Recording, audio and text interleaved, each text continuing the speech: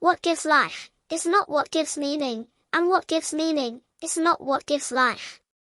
Questioning to explain existence on a plane is natural and almost a necessity of being.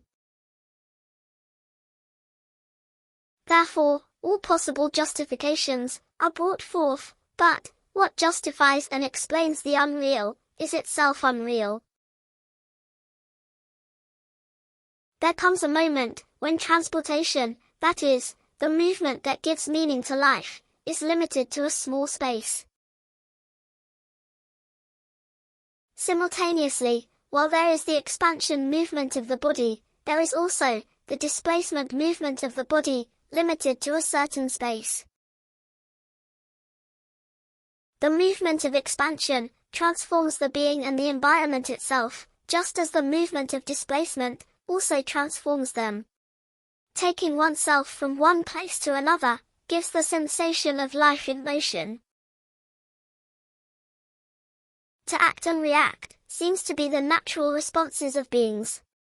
Movements in reaction to other movements summarize the flow of life. Going from one place to another justifies the role of things.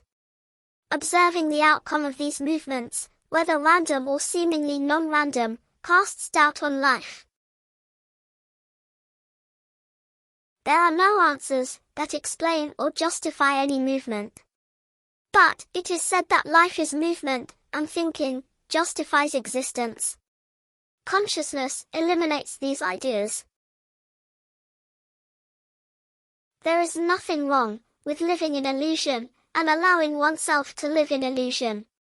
It is also clear that there is nothing wrong, as each individual is suited to their levels of understanding. What the being thinks, it does has no autonomy.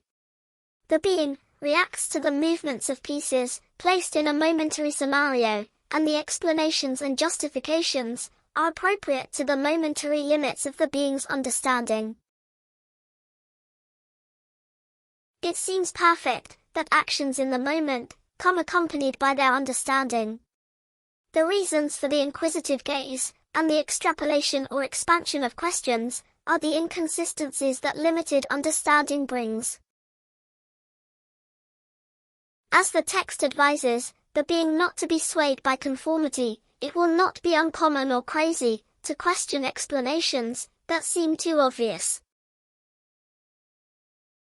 In the light of these questions, initially, there will be support in both directions, but intelligently and logically, sustain the truth and naturalness of actions.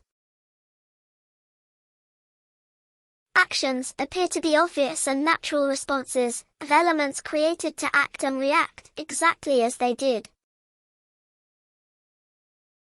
This is followed by adjustment in accommodation with ideas like, life goes on, don't worry about it, don't sweat the small stuff, or the show must go on.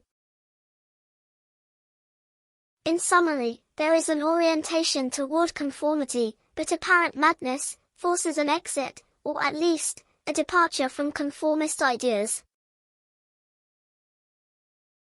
The intensity of a different view and positioning, almost a stubbornness, makes the individual rare. And it opens up new perspectives.